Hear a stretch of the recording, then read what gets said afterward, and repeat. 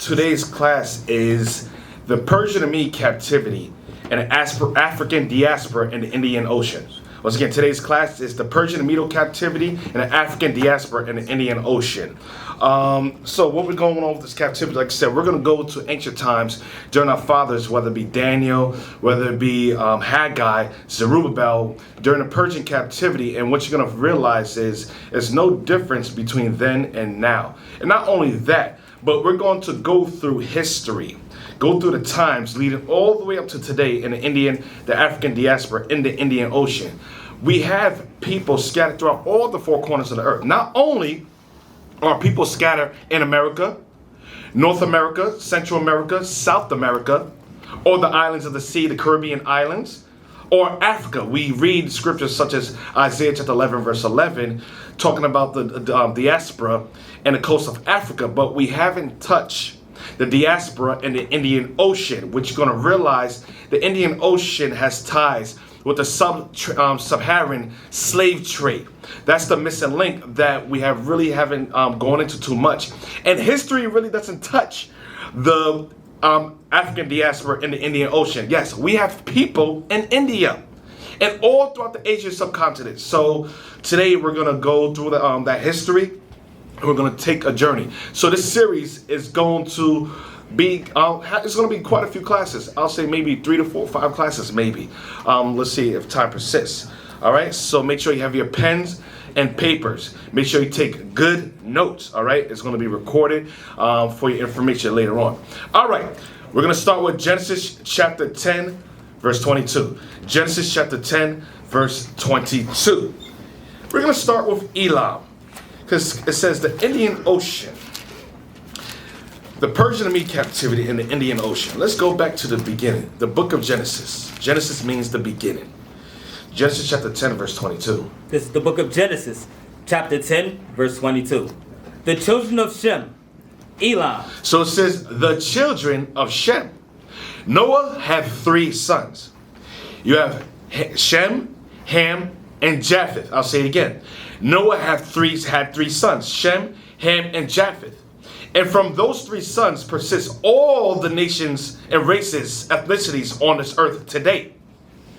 So the only differences and the confusion behind it is throughout time and history, the names have been changed by the Greeks, the Romans, as well as the Americans, the French, the Dutch. They have all altered and changed our names so that we cannot locate our biblical nationalities. That's why when we read the Bible, people confuse it as a mythological book or made a book because of the names, not knowing that we all descend from one of these fathers. So it says, and the children of Shem, read. Elam. Elam. Elam was a child of Shem. Now Elam, which we're going to find out, is the father of the Persian and the Medes. Well, not the Medes, the father of the Persians, the Iranians, and so forth. All right, Elam, read. And Ashar, and Arphaxad, and Lud, and Aram, and the children of Aram, Uz. So that's what we want to. So we want to focus on the children of Shem, Elam. So Elam descended from Shem. He was Semitic. Elam is Semitic. Now let's go to Genesis chapter 14, verse 1. So you ask yourself, what happened to the fathers in the Bible? Did they disappear? Genesis chapter 14, verse 1. Genesis chapter 14, verse 1.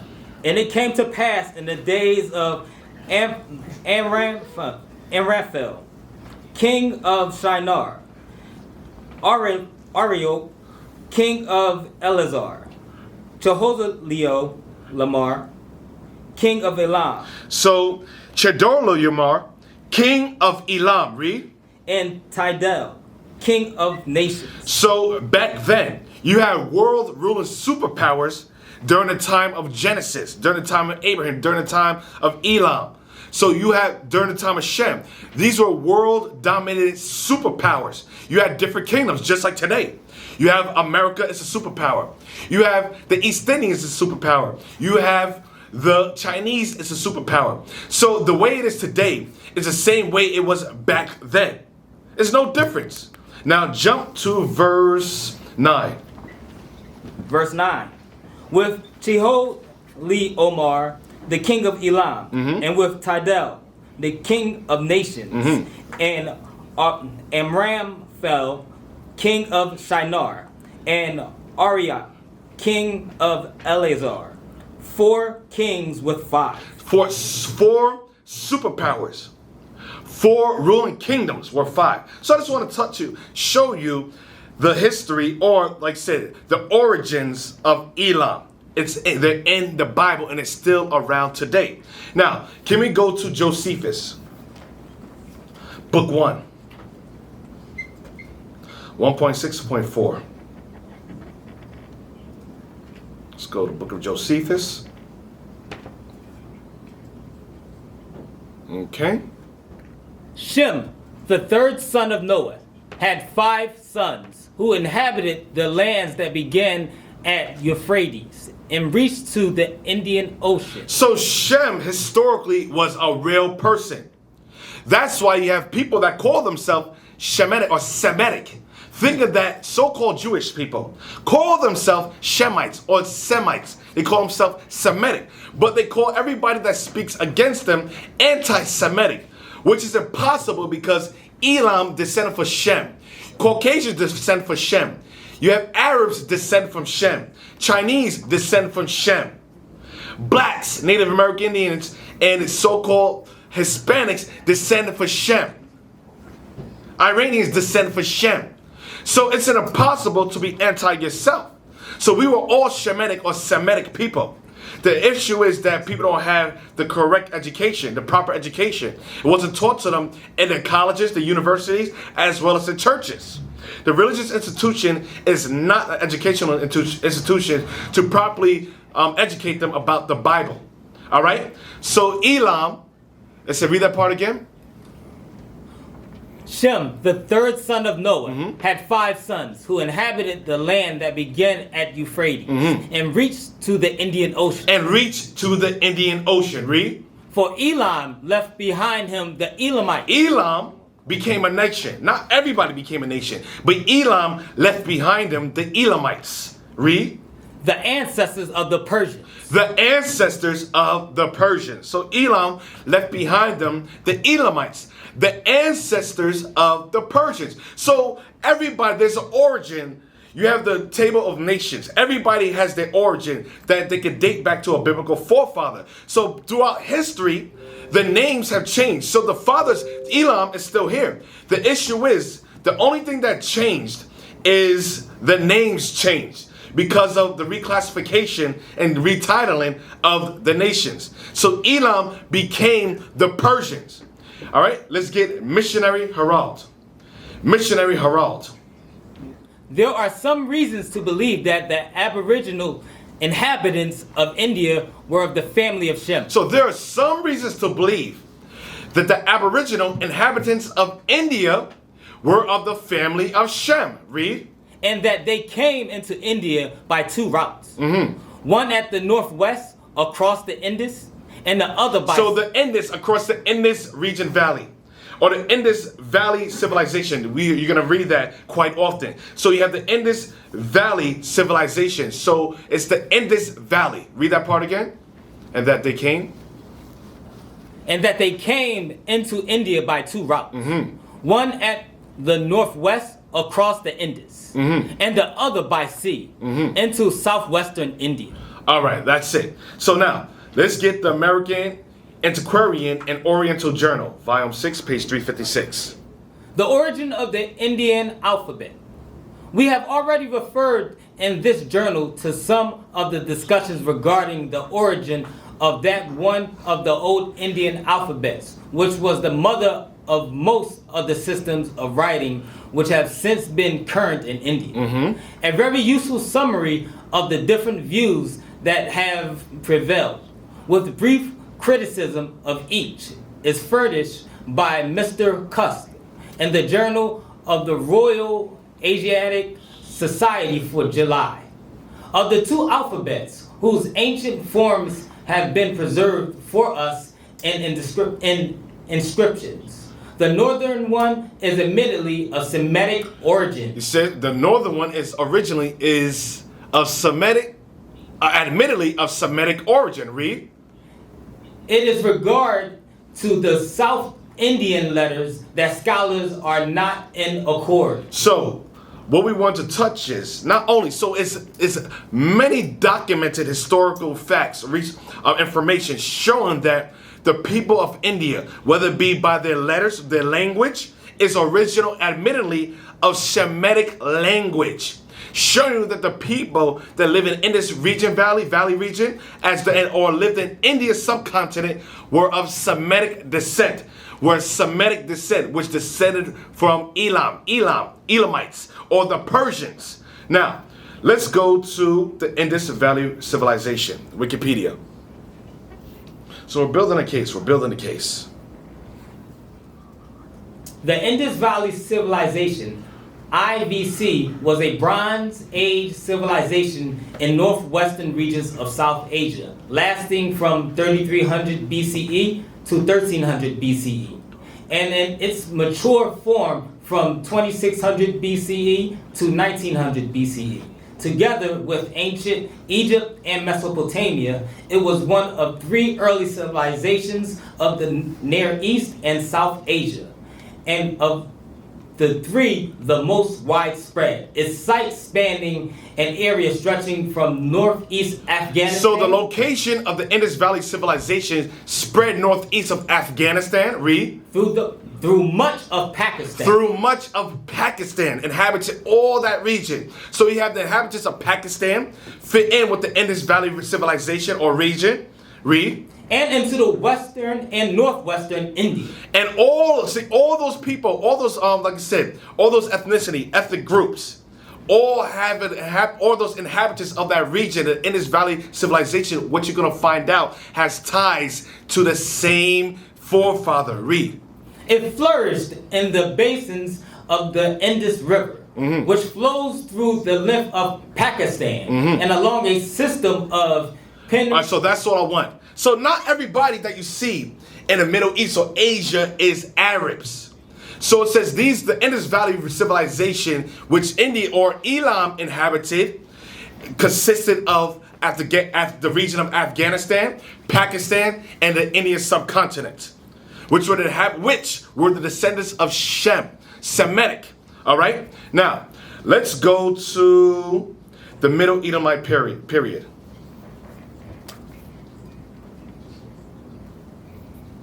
So these people are all descendants of Elam, or the Elamites, or what you see today as the Persians. Just different names were given to them through process of time. They were altered and changed, and that's why a lot of people can't locate they can't locate the origin of their ancestors.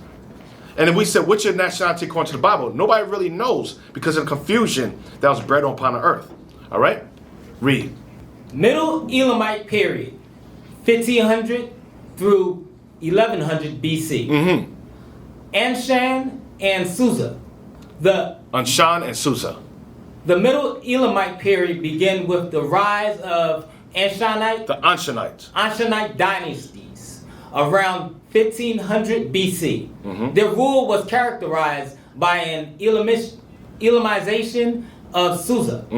The kings took the title King of Ashan and Susa. So it says, the Middle Edomite period, with the rise of the Ashanite dynasties around 1500 BC, their rule was characterized by an Edomization of Susa. I want you to keep that name in mind. So their rule was characterized by the Edomization of Susa. Read. While the first of these dynasties, the Kiduids, continued to use the Akkadian language frequently in their inscriptions. The succeeding I can't pronounce it either. Just read on. And the Shutakids, yeah, use Elamite with increasing regularity. Likewise, Elamite language and culture grew in importance in Susania. Kiduids, 1500 through 1400 BC, are a group of 5 rulers of uncertain affiliation. They are identified by their use of the older title, king of Susa, and king of Anshan. So the king of Susa and the king of Ashan, these were locations, Elamite kingdoms, Elamite capitals. Read. And by calling themselves servant of Kerwashir, an Elamite deity, thereby introducing the pantheon of the highlands to Susanna. The city of Susa, You see, the city of Susa, read. itself is one of the oldest in the world, dating back to around 4200 BC. Since its founding, Susa was known as a central power location for the Elamites in later Persian dynasties. You see, Susa, the kingdom of Susa was the capital of the Elamite nation. It was the capital of the Elamite kingdom. And later on, you're going to find out the Persians ruled over Susa. Now, let's go to the Bible. Daniel chapter 8, verse 2. So that was their main capital. The kingdom of Susa, or the city of Susa, was the Elamite capital. Daniel chapter 8, verse 2. Daniel chapter 8, verse 2. And I saw in a vision, and it came to pass, when I saw that I was at Shushan in the palace, which is in the province of Elam. And I saw in a vision, and I was by the river of Ulai. So Daniel says the palace. He was in a palace, which is in a province of Elam. Now, the funny thing is, during Daniel's time period, you don't really hear Elam spoken too much of. You hear Persia or the Medians, the Persian and Medes. So the Bible alternates between the fathers or the different names because of the reclassification throughout the time process in history. So originally, it was called the Palace of Shushan, or Susa, which was the Elamite capital, the capital of Elam. Now let's go Esther, chapter 1, verse 1. So Esther was during the Persian and Mede captivity. But now, they weren't really called Elam. They were called something else. Esther 1, verse 1. Esther, chapter 1, verse 1.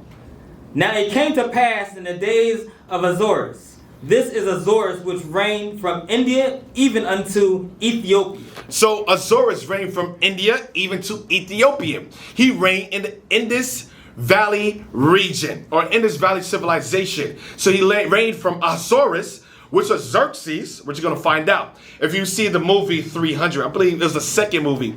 300, the second movie. That's who it was. Xerxes, which was Esther's husband.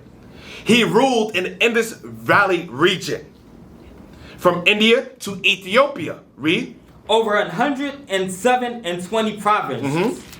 That in those days, when the king Azorus sat on the throne of his kingdom, which was in Shushan the palace. He sat in his throne in the kingdom, which was in what? Which was in Shushan the palace. Which was in Shushan the palace. Shushan was the capital of the Elamite kingdom.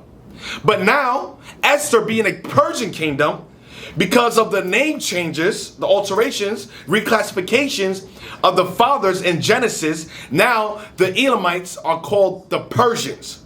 The same people ruling over the same provinces. So Ahasuerus or Xerxes ruled over Susa, the kingdom of Elam. Same people. All right? Now, let's go to the people of Persia in contemporary terminology. Wikipedia. Persians. All right? So you have two people ruling in the same city. Read. Now go back down. Thank you. In contemporary terminology, people of Persian heritage native specifically to present-day Afghanistan, Tajikistan. I think so. So it says, in contemporary terminology, people of Persian heritage. People of Persian heritage. Native specifically to present-day Afghanistan, Tajikistan, read. Uzbekistan, read. Are referred to Tajiks. As Tajiks. Read. Whereas those in the Caucasus, primary in the present-day Republic of Azerbaijan, and the Russia federal subject of Dagestan, albeit heavily assimilated, are referred to Tats.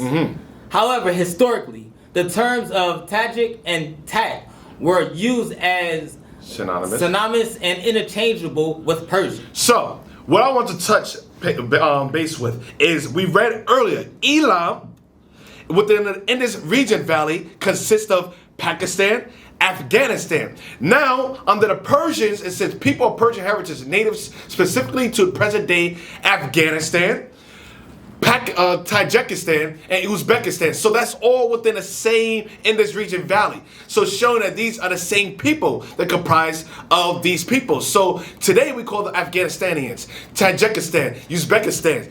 But they're all descendants of the same people. Descendants of Elamites. They're not Arabs. That's right. They're all Elamites. Even though they have different classifications of their nationalities, they're just like today. The same thing that they did to us, the same thing that was done to them. I'm going to show you who's the one that reclassified their names. Just like they call us blacks, Hispanics, Native Americans, whether African American, whether it's Dominican, whether it's Puerto Rican, they re-identify us. To what? To disprove the Bible, the truth of the Bible. The Bible documents all races, all nationalities, all ethnicities. All right? And it proves that this is a true book. That's why they changed the identity of everybody. So that when you see the Bible, you say, oh, that's a religious book. That book is not real. No, the Bible is the only factual, correct, world historical book. It's not only a book of history, but a book of prophecy and a book of our present as well. All right? Now, let's go to Parsis. Or Parsis, which means Persian. Read. In the Persian language. Are an ethno-religious group who migrated to the Indian subcontinent from Persia. So it says an ethno-religious group who migrated to the Indian subcontinent. Migrated to India. Read. From Persia. From Persia. Read. During the Muslim conquest of Persia of CE 636. So that's all I wanted. Okay, go. No, keep going. Yeah, keep going. Of 636 through 651 CE. One of two such groups, the other being Iranians. So one or two such groups, the other being Iranians. So they're saying that not only the Persians migrated to the Indian subcontinent, but the Iranians as well. Read on. Sub-Azorianism is the ethnic religion of the Parsi people. According to the St.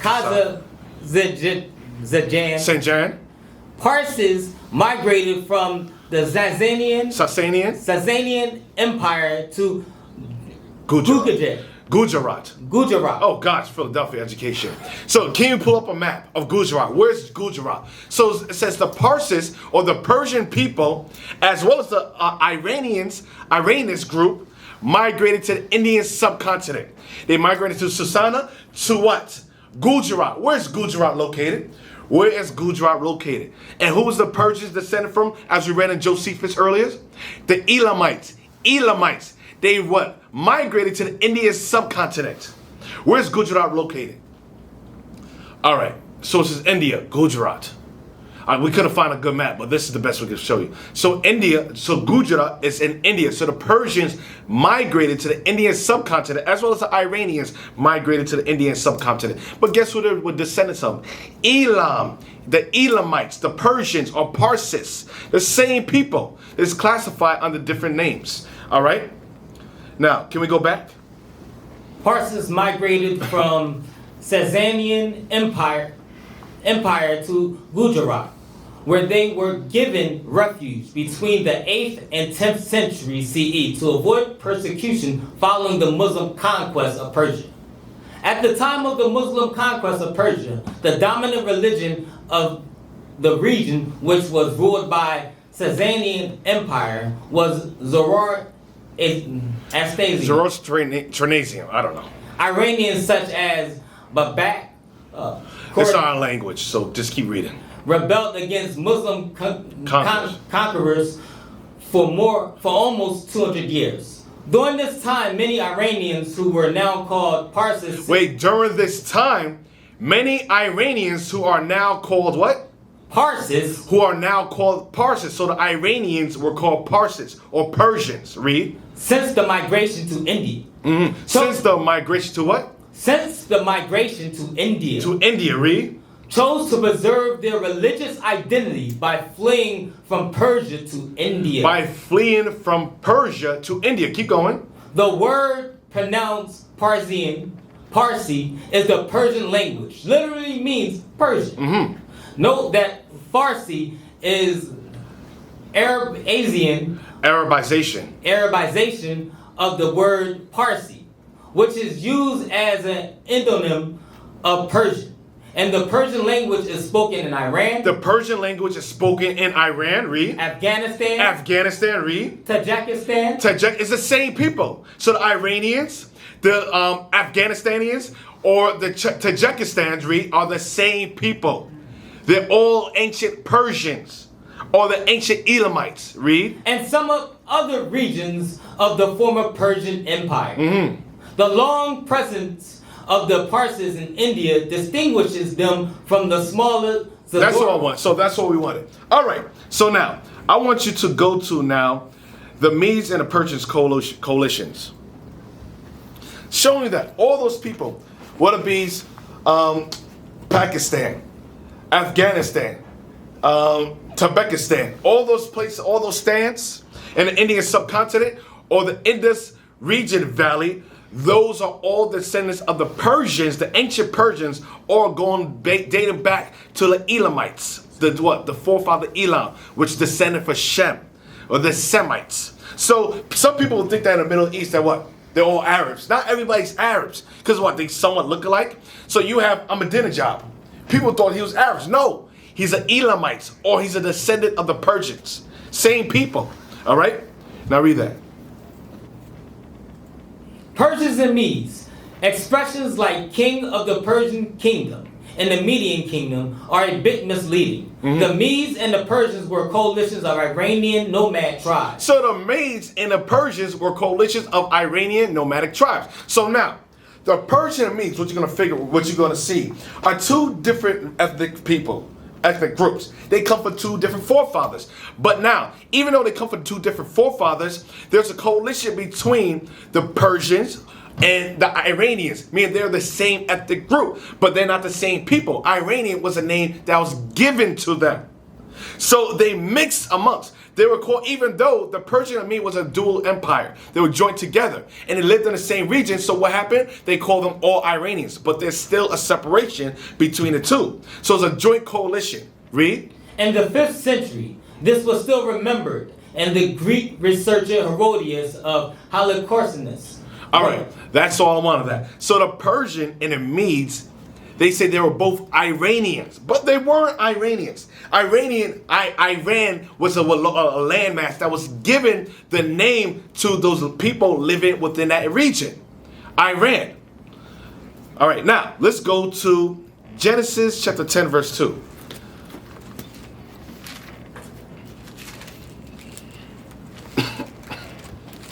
Genesis chapter 10, verse 2. Genesis chapter 10, verse 2. And the sons of Japheth, Gomar, and Magog, and Madai. And who? And Madai. And Madai, the sons of Japheth, Gomar, and Magog, and Madai. Read. And Javan, and Tubal, and Meshesh, and Tyrus. All right, let's go to Josephus, book 1.6.1. Now as to Javan and Madai, the sons of Japheth. From Madai came the Madines, who are called Medes by the Greeks. You see? Now as to Javan and Madai, the sons of Japheth, from Madai came the Madians, who are called Medes by the Greeks. Who are called Medes by the Greeks. The Greeks always change the names of the original inhabitants or the original fathers. So they call them Madians, they call them Medes by the Greeks. All right, let's go to Compact Bible Dictionary, page 335. Madai, Media, a people descended from Japheth. So Madai, Media, a people descended from Japheth. Read.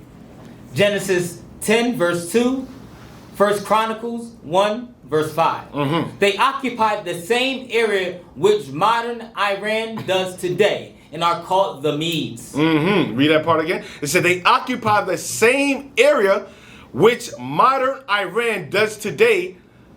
They occupy the same area which modern Iran does today, and were called the Medes.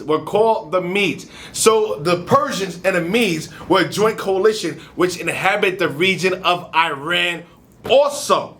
So they're a dual empire. So you can't really tell which one are the Persian and which one are the Medes, because why? They were mixed in together. It was a dual empire. All right, now that we identify who are the Elamites, the descendant or from the beginning, Elam. From Elam, the forefather descended from Shem. From Shem had Elam. From Elam came the Persians. From the Persians are Parsi. Or you have the Iranians, you have the Tajikistans, you have the Pakistanians, you have the Tajikistans. What else we have? The Afghanistan. What do you have? What else we have? I think Baghdad might be in that also. I think. Oh, that might be Israel, maybe. What else do we read? Tajikistan and some whatever Kistan. So all that region Uzbekistan. So all those people are originally descendants from the Persians, or some of them are descendants from the Medes. But originally, so you have the vast majority of them that live within the Indus region valley are descendants from Elam. They're Elamites today. All right, now, let's go forward. The biblical forefathers of the Persians. All right, I want you guys to write this down. Daniel not only lived during the Babylonian captivity, but he also transferred over to the Persian captivity. So Daniel prophesied also in the Persian captivity. Around 538 BC. You also have Ezra prophesied, one of our forefathers, within the Persian captivity. You have Zerubbabel and Joshua during the time period of Cyrus, Cambyses also. You have Esther around 486 BC. During the time of Xerxes, Ahasuerus. You have Nehemiah, which is approximately around 444 BC. All right, the prophets that prophesied during the Persian captivity and Medo captivity. Daniel, not only a father, but was a prophet that prophesied during his captivity. You had Ezra, also was a prophet. Haggai prophesied during the Persian captivity. Zechariah prophesied, as well as Malachi prophesied during Persian and Medo captivity. Let's go to Daniel chapter 8, verse 3.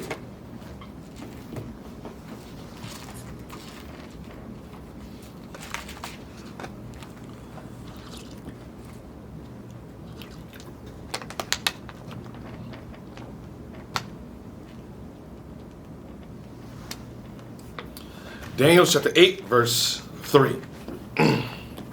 Daniel chapter 8, verse 3. Then I lifted up mine eyes, and saw, and behold, there stood before the river a ram, which had 2 horns. And the 2 horns were high, but one was higher than the other. So it says, Daniel saw a vision. He says, then I lifted up my eyes and saw, and behold, there stood before the river a ram which had 2 horns. So the images in the depiction Daniel seeing is allegorically speaking of referencing nations. So the Most High will use images or imagery to represent kingdoms, ruler empires and kingdoms. So the ram had 2 horns. Read. Before the river a ram which had 2 horns, and the 2 horns were high. So the Most High will use different animals to reference the different rules or the characteristics of the empire. So just like a ram having 2 horns, if you look at the characteristics of a ram, if you watch the videos, ram is a powerful creature. Even though, like I said, it's not as big, it's not as ferocious as a lion or as big as an elephant. If you see videos of ram, they always attack with what? The head down, and they push forward. So the ram representing a kingdom to the Persian and Medo captivity, or the Persian and Medo kingdoms, empires. And it had 2 horns. So ram, being a powerful and fearless animal, had 2 horns representing both kingdoms. Read. but one was higher than the other. But one kingdom was higher than the other kingdom. Read. And the higher came up last. And the higher kingdom came up last in a rulership. So it was a dual empire. What you're going to realize that, I'm just going to just veer off a little bit. Just like America. America takes on all the characteristics of the previous ruling empires. Just like America within a democracy. When we read Revelation chapter 13, it talks about the bear ruled leaned on one side. So just like America has its Democrat as well as Republican Party. Represents the same thing. So during the Persian Medo captivity, you had two political parties or two ruling empires that had two philosophies and ideologies, but they both came together. Now let's jump to read verse 4. Where did we last leave? Okay, yes, read verse 4 now. Verse 4. I saw the ram pushing westward and northward and southward. So the ram pushed westward, northward, and southward. They conquer all that region. Read. So that no beast might stand before him. That no beast might stand before him. Give me Ecclesiastes 3 verse 18.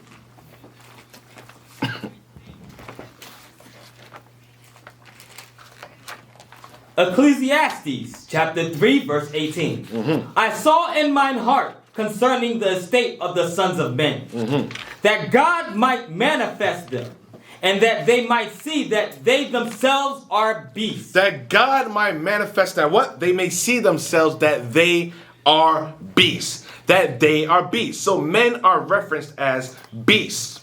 Now go back. Daniel chapter 8 verse 4. I saw the ram pushing westward and northward and southward, so that no beast might stand before him. That no kingdom, no empire, no rulership may stand before the ram. Read. Neither was there any that could deliver out of his hand. But he did according to his will and became great. And he did according to his will, it became great. And that's why you have Cyrus the Great, they call him. They call him Cyrus the Great. He became great. And that's where he got this name from. It's all prophetic. They don't call these people these names by coincidence. No, it was already prophesied that they will become great. Now, let's go to Daniel 8 verse 15. Jump to verse 15. Daniel chapter. We're going to read to verse 20. Yes, sir. Daniel chapter 8 verse 15. And it came to pass when I, even I Daniel, had seen the vision and sought for the meaning, then behold, there stood before me as the appearance of a man. And I heard a man's voice between the banks of Ulai, which called and said, Gabriel, make this man to understand the vision. So he came near where I stood. And when he came, I was afraid and fell upon my face. But he said unto me, Understand, O son of man, for at the time of the end shall be the vision. Now as he was speaking with me, I was in a deep sleep on my face toward the ground. But he touched me and set me upright. And he said, Behold, I will make thee know what shall be in the last end of the indignation. For at the time appointed the end shall be. The ram which thou sawest having two horns are the kings of Media and Persia. The rams which thou sawest having two horns are the kings of Media and Persia. So it's all allegorical. It was a depiction. God will use certain imagery or images, or he'll use animals to represent that different kingdoms. He'll use the characteristics of an animal to represent the characteristic of that kingdom. And the ram had which had two horns, represent the Persian and Medes, or the Medes and Persian Empire. All right, now let's go Bel and the dragon. Let's get into Bel and the dragon and Apocrypha.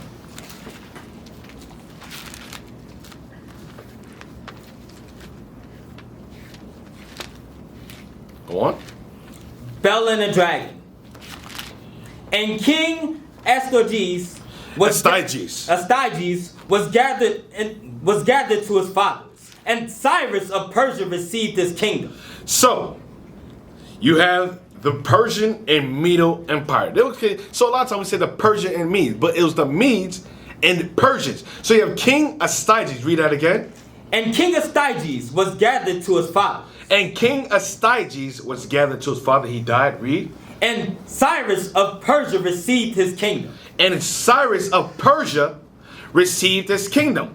But in Daniel chapter 8, it says the Medes and the Persians. The Persians came up last and became great, meaning Cyrus the Great. But the Medes ruled first, then the Persians came up second last. So it says Astyages died. Then King Cyrus came up after him. All right, now let's go to the Medes and the Persian king before Cyrus. The Median kings prior to King Cyrus. So you have Median kings prior to King Cyrus' reign. You have Deioces, you have Phraates, Scythian rule. You have Xerxes and Astyages were the Median kings. All right. Now, can you go to Leviticus.org? Read Bell on the Dragon one more time. Bell and the Dragon. And Astyages was gathered. King Astyages. And King Astyages was gathered to his father. And King Astyages, the last Median king, was died. Read. And Cyrus of Persia received his kingdom. Mm-hmm. And Daniel conversed with the king. Mm-hmm. And was honored above all his friends. And was honored above all his friends. Now, let's go.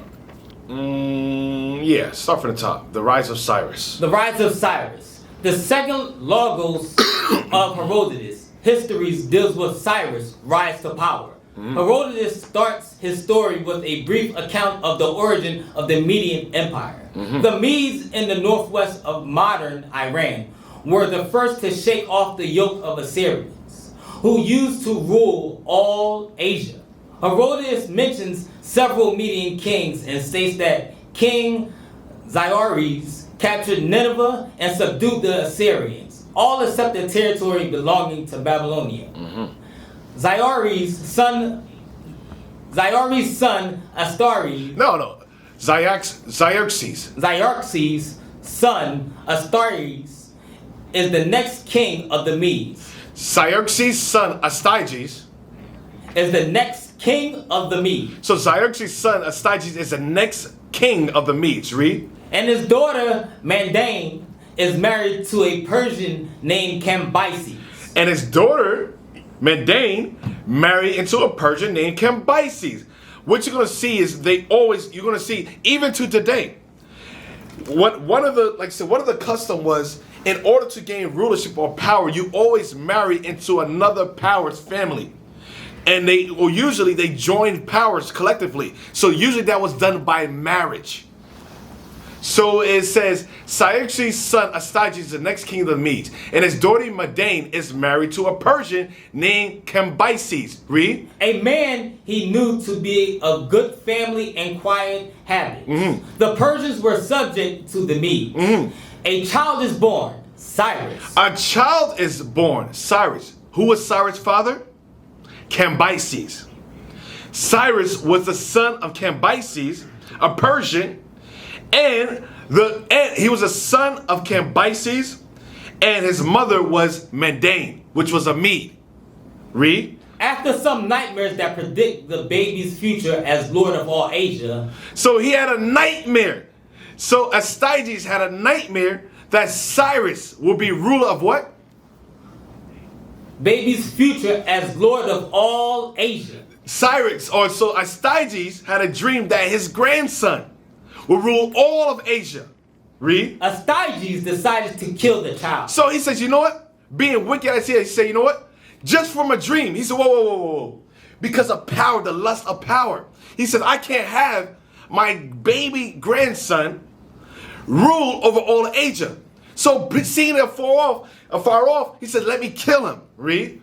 Herodotus tells the fairy tales like story of Cyrus' miraculous escape from danger. The boy grows up to become the bravest and most popular young man in Persia. Then he receives a letter from a Median courtier named Harpagus, who has a grudge against Astyages and wanted to remove him. When Cyrus revolts, Astyages foolishly makes Harpagus the commander of an army against the rebels. Of course, the Median army defects to the Persians, and Astartes is imprisoned. From now on, Cyrus is the king of both Persian and the large Median empire. As we have seen in the first Logos, he added Lydia a few years later. So it showed that Cyrus, once he gained power and rulership, he locked Astyages up. And Astyages later died. And that's the missing link in history and Bel and the history of Bel and the dragon. So when it says, and King Astyages was gathered to his fathers, and Cyrus of Persia received his kingdom. So Astyages, so as Cyrus gained power and position in the army, he had Astyages later on locked up, and Astyages. Now, the funny thing is, Astyages, when Cyrus was just a baby, had a dream, had nightmares that he would rule all of Asia. The Most High showed him the future of his grandson, and him taking over both kingdoms and ruling over that whole region. Cyrus the Great. Now, let's go to Isaiah 44 verse 28. And not only did Astyages show that it's not only visual in Astyages' dream, but also it's prophetic. Hundreds of years, 100 years prior to Cyrus ruling, it was already prophesied. It was already ordained for Cyrus to rule.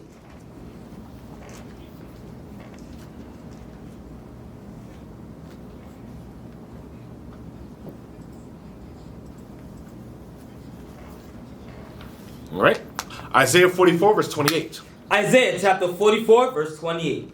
That saith of Cyrus, he is my shepherd, and shall perform all my pleasure. Wait, now, Isaiah, what captivity was he around? He was around the Assyrian captivity. So it says, read that again. That saith of Cyrus, he is my shepherd, and shall perform all my pleasure. So it says, thus that saith of Cyrus, he is my shepherd. But Cyrus wasn't even born. Yo, that's showing that the 100 years prior to the birth of Cyrus, before the Persian and the Medes was even mentioned, before the Persians came in rulership, Cyrus was already ordained to be a shepherd of God, showing that the Bible is a true book. Scholars cannot even refute this. You cannot refute the information of Isaiah, which during the Syrian captivity, prophesying King Cyrus during the Persian captivity around 538 BC. No, you cannot do that. No person, no human can predict this, but a God. Read that again. That saith of Cyrus, he is my shepherd, and shall perform all my pleasure. He says, Cyrus is my shepherd, and he shall perform all of my pleasure. Read. Even saying to Jerusalem, thou shalt be built.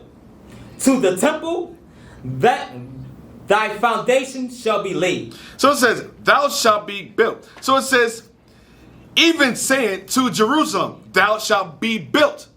So before Jerusalem was cast down, before Jerusalem was destroyed in Assyrian captivity. Remember, Jerusalem was destroyed what captivity? That Babylonian captivity. When the temple was destroyed, was burnt with fire by the Babylonians and Esau, the Edomites. He says Cyrus was ordained, was prophesied to build the temple again. Even say to Jerusalem, thou shalt be built. And to the temple, thy foundation shall be laid. Before it even happened, Isaiah was prophesying. Isaiah lived during the time period of 783 AD to about 715. BC, excuse me. So Isaiah lived around 783, approximately 783 to 715 BC, which is over 100 years before Cyrus' birth, around 601 BC. So Cyrus' birth was approximately around 601 BC. So over 100 years, Isaiah prophesied about the existence of Cyrus being used as a shepherd of God, also being used to rebuild the temple at Jerusalem. Let's go to Isaiah chapter 45 verse 1 now. Isaiah chapter 45 verse 1. Thus saith the Lord to his anointed, to Cyrus, whose right hand I have holden, to subdue nations before him. Wait a minute. Thus saith the Lord to his anointed. So the Most High used other nations. So people say, well, God only deals with Israel. Yes, God only deals with Israel, but he will use kings to establish his will. He manipulates kings, and guess what? They have no question. Get that real quick in Proverbs 21. They have no say-so. So the Most High uses them to establish his agenda. But they're not his chosen. He was anointed in terms of being ordained. Being ordained to carry out his will. And his will was to what? To rebuild Jerusalem. So God always used the other nations, to use different kings. He will use them to establish his will. Just like he used Esau to destroy them. Read that. Proverbs chapter 21, verse 1. The king's heart is in the hand of the Lord. So the king's heart is in the hands of the Lord. The Most High controls the minds of the kings. Read. As the river of waters, he turneth it whithersoever he will. So as the rivers of water, just like the rivers of water turns different ways. Goes to the left, sometimes goes to the right. The Most High alters and turns the mindset. He manipulates them. He controls them to do his will, to establish his will on the earth. Now go back to Isaiah chapter 45, verse 1. Isaiah chapter 45, verse 1. Thus saith the Lord to his anointed, to Cyrus, whose right hand I have holden, to subdue nations before him. That's why it says the ram with the two horns shall push forward the south, northward, westward, and southward to subdue nations, and no beast could stand before him. No man, no nation, no kingdom stood before Cyrus. Read. And I will loose the loins of kings to open before him the two-leaved gates, and the gates shall not be shut. Now, go to Jeremiah 25, verse 12. So this is during over 100 years of history prior to the existence of King Cyrus. Now, let's fast forward in history. Let's go to the Babylonian captivity. Jeremiah 25, verse 12. Jeremiah chapter 25, verse 12. And it shall come to pass, when 70 years are accomplished, that I will punish the king of Babylon and that nation, saith the Lord, for their iniquity, and the land of the Chaldeans will make it perpetual desolation. Read that again. And it shall come to pass, when 70 years are accomplished. When 70 years of Israel's captivity in Babylon are fulfilled. Read. That I will punish the king of Babylon. He will punish the king of Babylon. Read. And that nation, saith the Lord. Who did he use to punish the king of Babylon? Jeremiah prophesied of Cyrus. He used King Cyrus to punish the king of Babylon. Read. For their iniquity, and the land of Chaldea, and will make it perpetual desolation. So now, I want to go to Josephus now. Show you that our fathers always had the records of King Cyrus ruling. And why do you think? Let me ask you a question. Why do you think Cyrus gave the Israelites liberty? You think he says, you know what? I'm just going to give the Israelites liberty to just build a temple out of nowhere. No, I'm going to show you how Cyrus gave the Israelites liberty. What is it, Josephus what? Book 11, chapter 1. So Josephus, book 11, chapter 1. Thus saith Cyrus the king, since God Almighty have appointed me to be king of the habitable earth. Wait, thus saith Cyrus the king, since God Almighty hath appointed me to be king of the habitable earth. So Cyrus understood that God appointed him to be king. The nations understood that. The only prideful and arrogant nation is Esau. Even though Esau knows that God set him up, you have Titus and Vespasian. Said it is only, I think, what is the quote? Do you remember the quote? Titus and Vespasian? I think it was Titus. What did he say? He said something he said, I know it's God. Said, I know it's God that allowed his temple to be destroyed. He understood, the nations understood the power of God back then. They understood that. The only prideful and arrogant, stuck-up nation today that doesn't want to acknowledge God because of their pride and their hard heart is Esau. So King Cyrus acknowledged God set him up. Read. Thus saith Cyrus the king, since God Almighty have appointed me to be king of the habitable earth, I believe that he is that God which the nation of the Israelites worship. Cyrus understood that.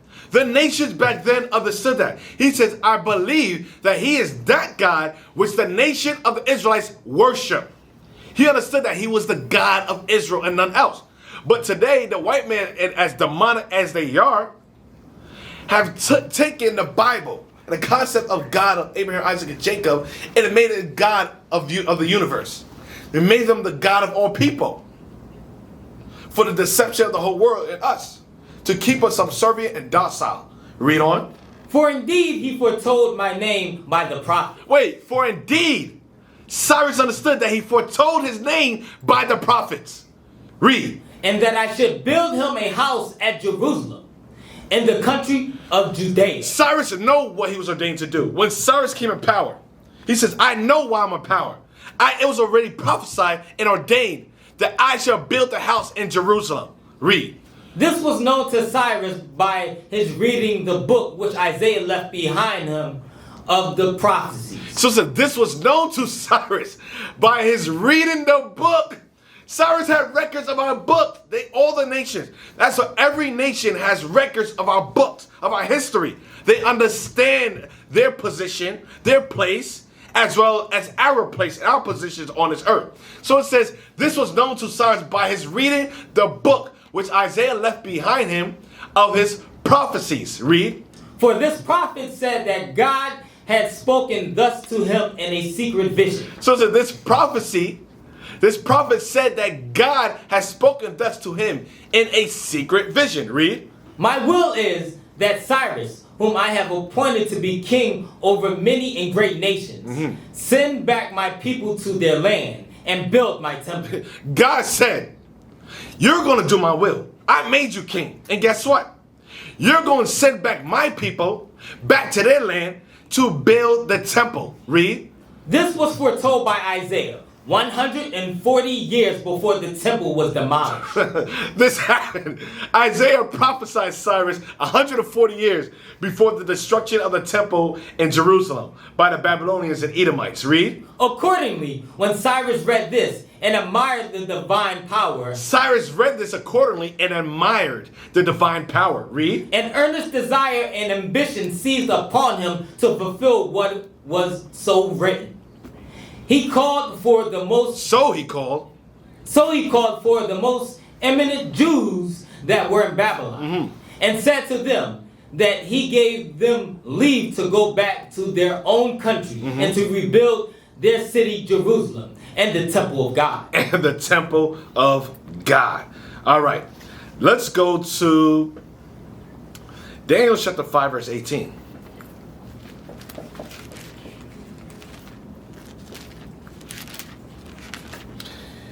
Keep taking this Bible as a joke.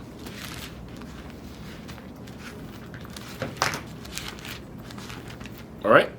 Daniel chapter 5, verse 18. So, we last left off that King Astyages and Bel and the dragon. So, King Astyages was the last ruling Median king. All right? Prior to him, you have King Xerxes, which was his father. Then you have Astyages and Bel and the dragon. Daniel chapter 5, verse 18. Daniel chapter 5, verse 18. O thou king, the most high God gave... We're going to read all the way to verse 31. Yes, sir. O thou king, the most high God gave Nebuchadnezzar, thy father, a kingdom, and majesty, and glory, and honor. For the majesty that he gave them, all people, nations, and languages trembled and feared before him, whom he slew, and whom he kept alive, and whom he set up. Hey, can you read it again? Yes, sir. Properly? And for the majesty that he gave him, all people and nations and languages trembled and feared before him, whom he slew, and whom he kept alive, and whom he set up. And whom he set up. Read. And whom he put down. And whom he put down. Read. But when his heart was lifted up, and his mind hardened in pride, he was deposed from his kingly throne, and they took his glory from him. And he was driven from the sons of men, and his heart was made like the beast, and his dwelling was with the wild asses.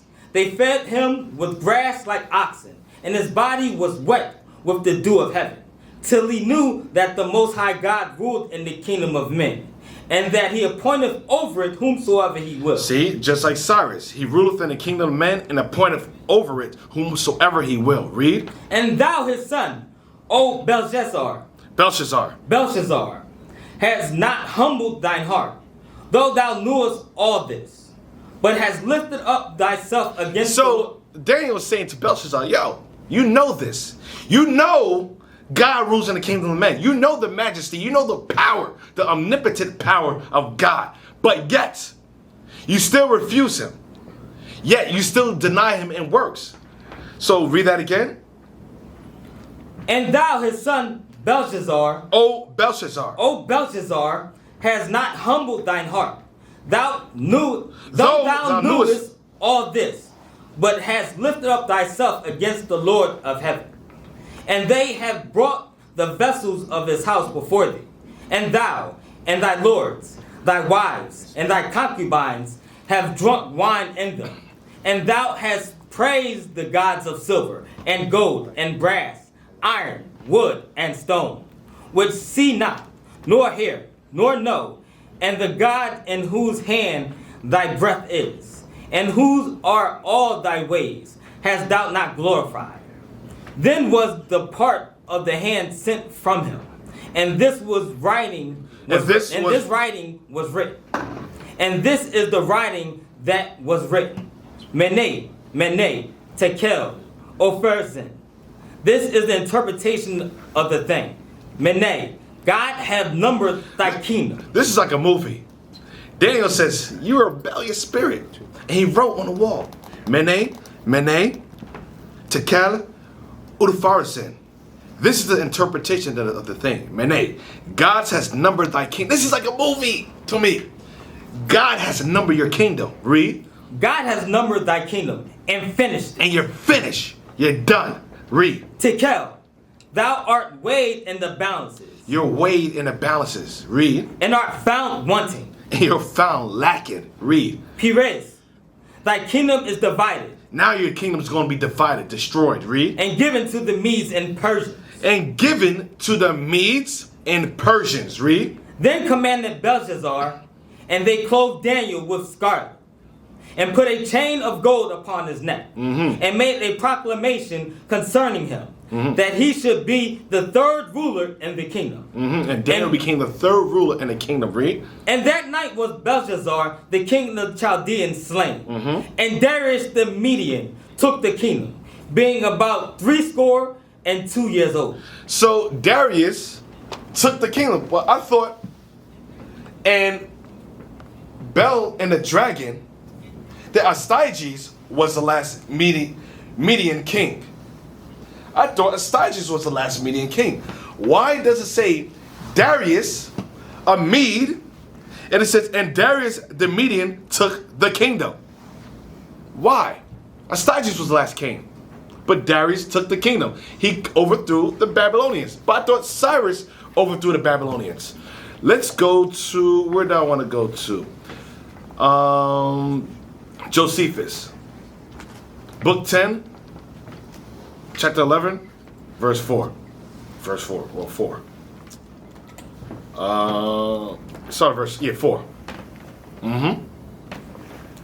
When Daniel had told the king that the writing upon the wall signified these events, Balthazar was in great sorrow and affliction, as was to be expected, when the interpretation was so heavy upon him. However, he did not refuse what he had promised Daniel, although he were become a foreteller of misfortunes to him, but bestowed it all upon him, as reasoning thus, that he was to that what he was to reward was peculiar to himself and to fate, and did not belong to the prophets, but that it was the part of a good and just man to give what he had promised, although the events were of Hamelechani nature. Accordingly, the king determined so to do. Now after a little while, both himself and the city were taken by Cyrus. And now after a little while, both himself and the city were taken by Cyrus. But in Daniel chapter 8, it says that Darius and the Medians took the kingdom, being 62 years old. But here it says, now after a little while, both himself and the city were taken by Cyrus, the king of Persia. Read. Who fought against him. For it was Baltazar, under who Babylon was taken, and he had What does it say? All right, I'll read it for you. Now it says, now after a little while, both himself and his city were taken by Cyrus, the king of Persia, who fought against him. For it was Baltazar, under whom Babylon was taken, when he had reigned 17 years. And this is the end of the posterity of King Nebuchadnezzar, as history informs us. But when Babylon was taken by Darius, but it says, wait, both by himself and the cities were taken by Cyrus. But it says, but when Babylon was taken by Darius, and when he, with his kinsman Cyrus, I'll say it again, and when he, with his kinsman Cyrus, had put an end to the dominion of the Babylonians, he was 62 years old. He was the son of Astyages, and had another name among the Greeks. Moreover, he took Daniel the prophet and carried with him into Media. So, King Astyages, Darius was the son of Astyages.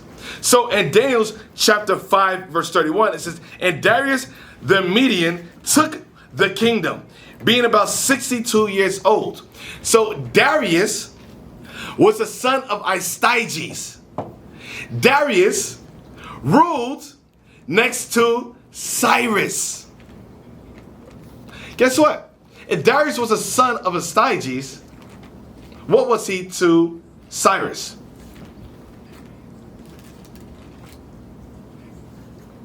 What do you call that?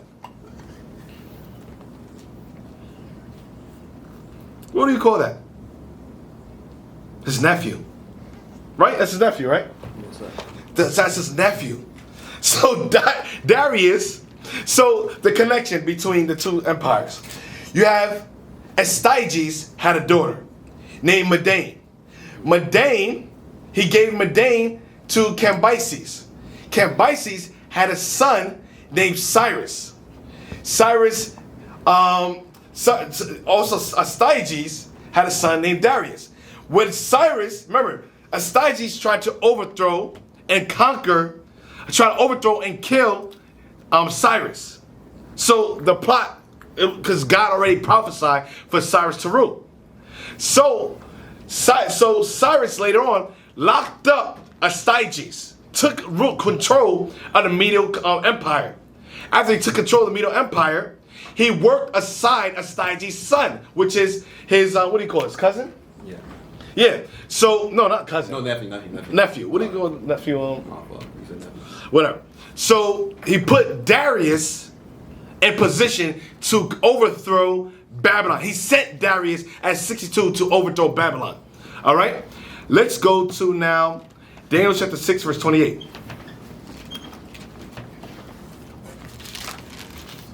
Yes, sorry, it's his uncle. Thank you. It's his uncle. So Darius was Cyrus' uncle. The book of Daniel, chapter 6, verse 28.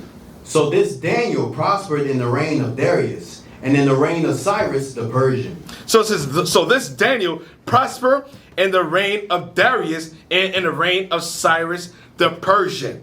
So that's where you have the dual empire. The Persian and Median Empire. So the later empire, the later kingdom came up stronger than the Median Empire. So King Cyrus overthrew the Median Empire, or Astyages. It became stronger. And that's why he became what? Cyrus the Great. And they ruled beside each other, making it a dual empire. Let's go to now Ezra chapter 4 verse 6.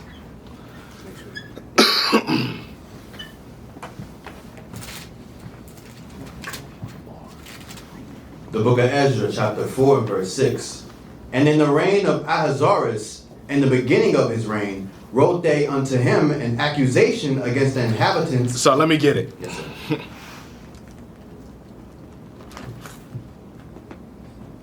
All right, read it again. Book of Ezra, chapter 4, verse 6. And in the reign of Ahasuerus, in the beginning of his reign, wrote they unto him an accusation against the inhabitants of Judah and Jerusalem. So now, Ezra chapter 4. Now get me, let's see, what do I want? History of Israel. Read that again. Now, so you had King Cyrus, and Darius ruled beside King Cyrus. After Darius or King Cyrus' reign or rulership, remember, it's the Persian now. The Medes already ruled. Now you have the Persians ruling right next to him. The Persians is in power. So after Cyrus, you had verse 6 again. Read that, verse 6. And in the reign of Ahasuerus, in the beginning of his reign, wrote they unto him an accusation against the inhabitants of Judah and Jerusalem. So, when you look at the rulership, after Cyrus, you have Cambyses. But now, let's go to history. Go down. All right, start with the neighbors of Jerusalem.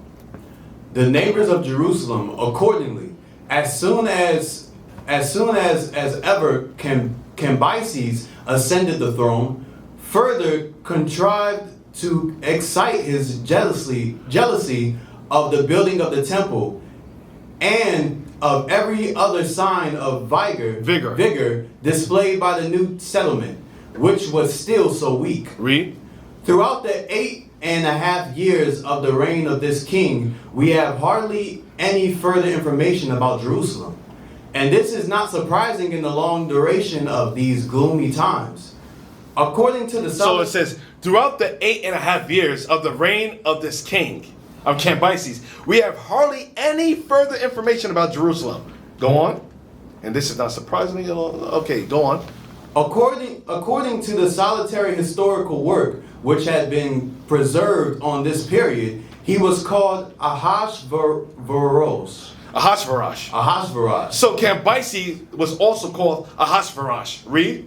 In Greek, Xerxes. And Greek, that's why you can't get it confused. All throughout the Persian captivity is the Persian captivity and the Greek captivity is some of the most confusing captivities when it comes to the kings and rulers, because they're all called the same things. Just like you have the Ptolemies, you have the Antiochian and Antiochus.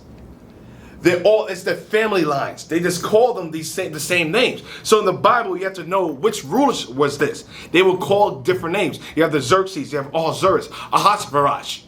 And you're going to see this multiple times. But you have to be able to go into the history and to be able to differentiate this person from the next person. I read that part again.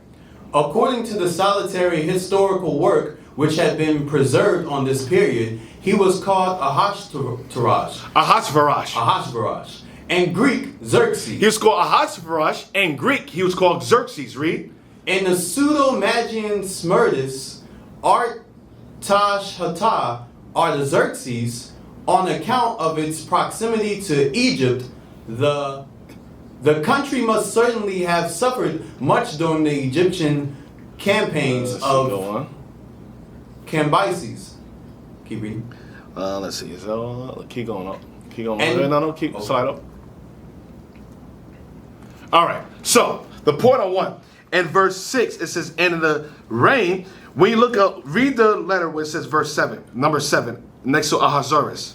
Number 7, Ahasuerus. So in verse 6, it says, "In the reign of Ahasuerus." In number 7, it says Ahasuerus. Cambyses was called Ahasuerus. Also in the Greek, Xerxes. So this Ahasuerus, people might get it confused with this Ahasuerus and thinking that it's Ahasuerus during the time period of Esther. No, it's not. This Ahasuerus is also called Ahasuerus, also Xerxes, but it's Cambyses, the son of King Cyrus. But it's not called Cambyses in the Bible. All right? Now, let's go to Ezra chapter 4, verse 7 now. We're going to read all the way to 24. You said Ezra or Esther? Ezra chapter 4, verse 7. Verse 7.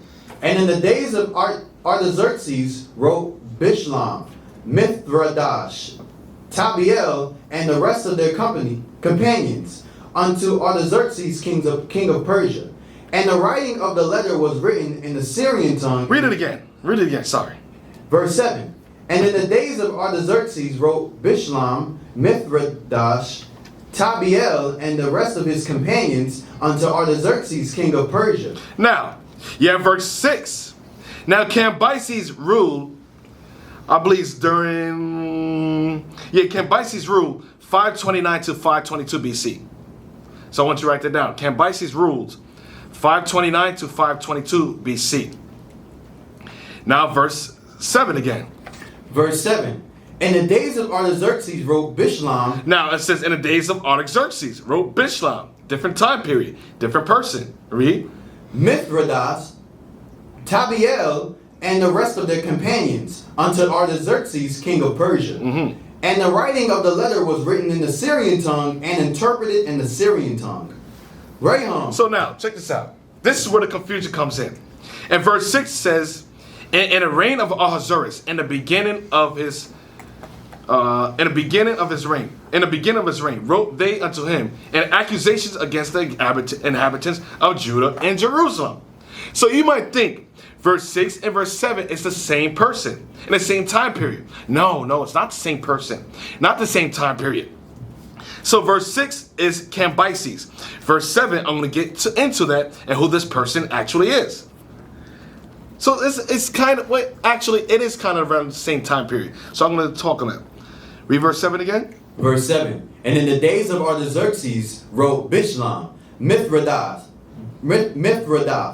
Tabiel, and the rest of their companions unto Artaxerxes, king of Persia.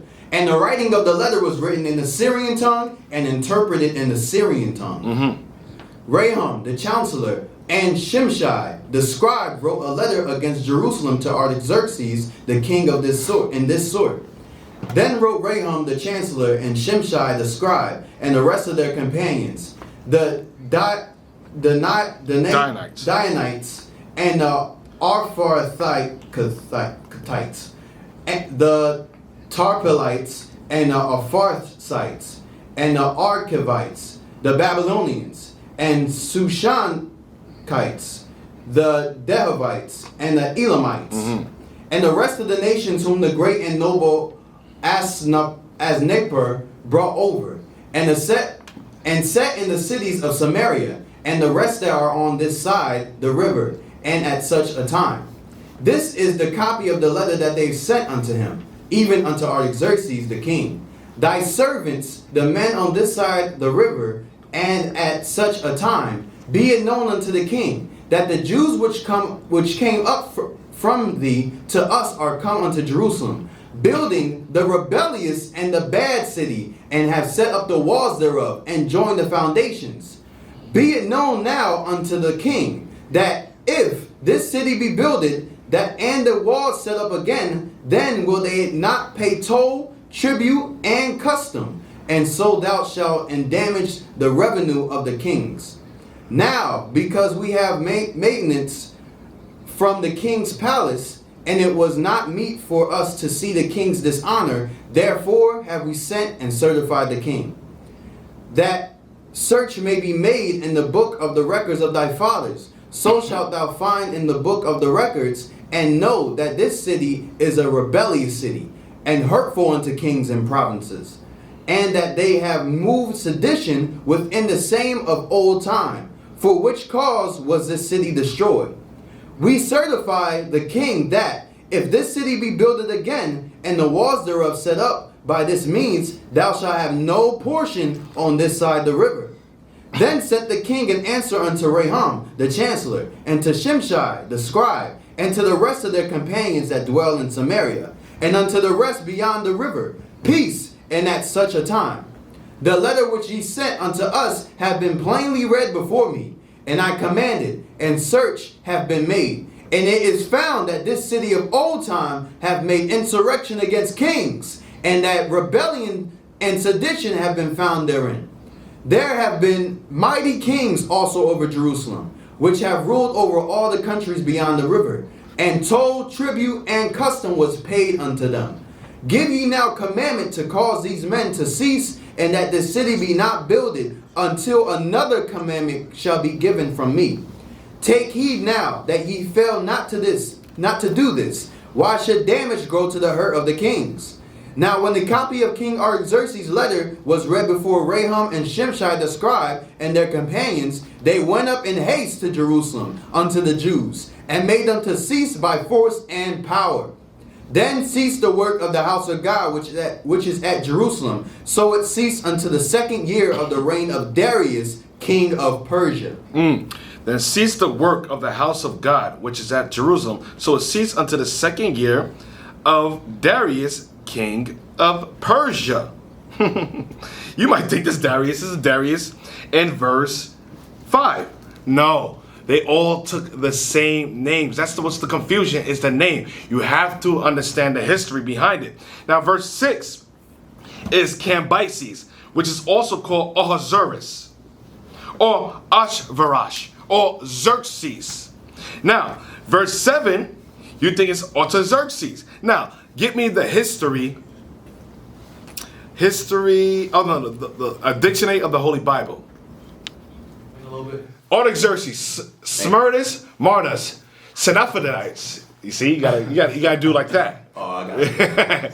Orthopot Steve. Oh gosh, Philly education again. Ahasuerus, Cambyses, why he ravaged Egypt. Ahasuerus, Cambyses. I'll say it again. Ahasuerus. You see in verse 6 says, and in the reign of Ahasuerus, or Ahashtaroth, Cambyses. Cambyses is Ahasuerus in verse 6. Read. While he ravaged Egypt, left Ptahizethite. Oh Lord, we're black. Excuse us. The Magus to govern the Persian state, hearing that Cambyses had murdered his only brother Smerdis. So Cambyses murdered his only brother Smerdis. Read. Ptahizethes, considering how much his own brother Smerdis resembled the murdered prince. So it says Ptahizethes, considering how much his own brother Smerdis resembled the murdered prince. I'll say it again. So it says Cambyses had murdered his only brother Smerdis. Cambyses, I'll say it again, murdered his only brother Smerdis.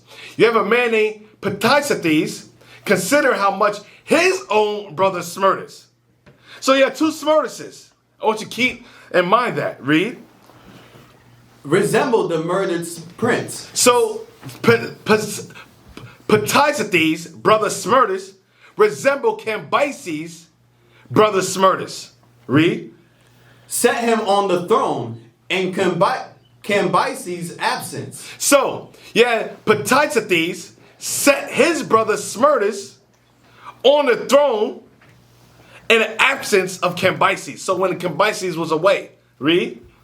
And gave out that he was the real brother of the king. You see this bait switch?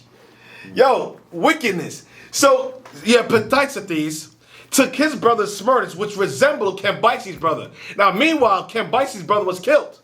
But while Cambyses was away from his kingdom, yeah, Ptahizethes, whatever his name is, what is it?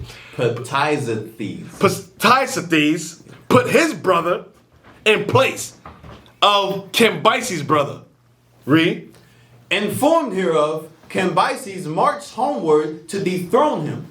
So Cambyses later found out that Ptahizethes placed Smerdis up as king. Cambyses found out and came back. Read. But dying by the way, he begged his nobles to pull down Smerdis, who who he affirmed was not his brother. He said, this is not my brother. He's an imposter. Read. But a Magian imposter. A Magian imposter. Read. To clear the matter with certainty,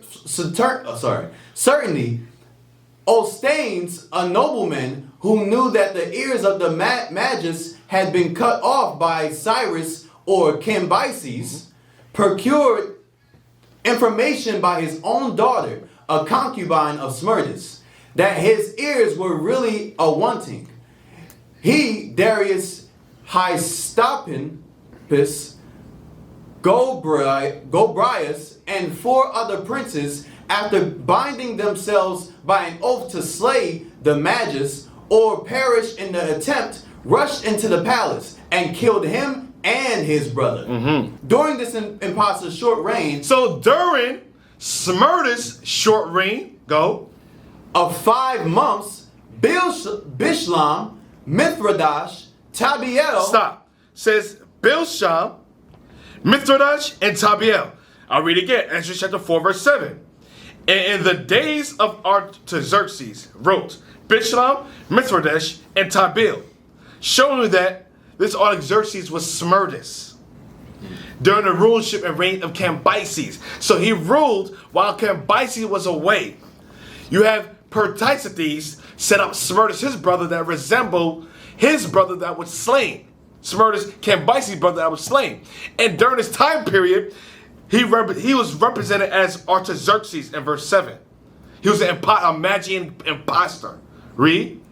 During this imposter's short reign of 5 months, Bishlam, Mithridash, Tabiel, Raham the chancellor, Shimshai, and their Samaritan tribes wrote him a letter, bearing that Jerusalem had been formerly a very powerful and rebellious city. We just read that. Read. And that if it was rebuilt, he might expect the Jews would quickly revolt and deprive him of all his tribute to the west of the Euphrates. His reply to this letter imported that upon inspection of the ancient histories, he found it to be as they had suggested, and ordered them to stop the Jews' rebuilding of either city or temple till they had further orders from him. All right. That's all I want. Now, showing you that now. You have in verse 6, Ezra chapter 4, verse 6, that Ahasuerus is, or also known as Ahasuerus or Xerxes, is Cambyses, reigned about 529 to 522 BC.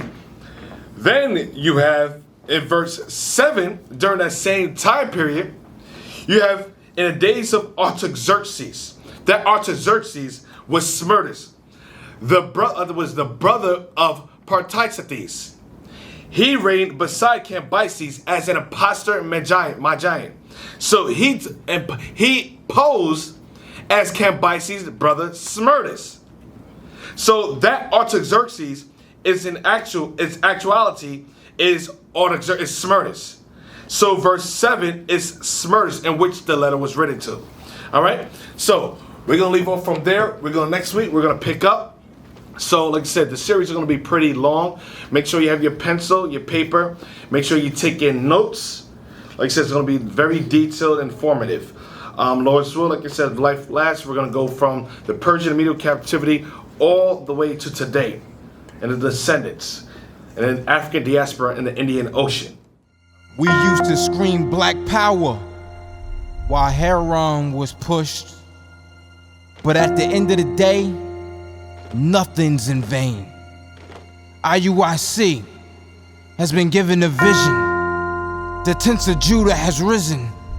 Many has attempted the mission, minor murmuring, omitting, and missing the mark. Just reading that he had the flame of fire in his eyes gave us the spark. We on Paul's mission. We out on the road, purple and gold, from Mexico, Cuba, Haiti, Ghana, Sierra Leone. 144,000 boots banging, concrete crackling. These are our men repented at heart. The scriptures is proof. IUIC, we deliver the truth.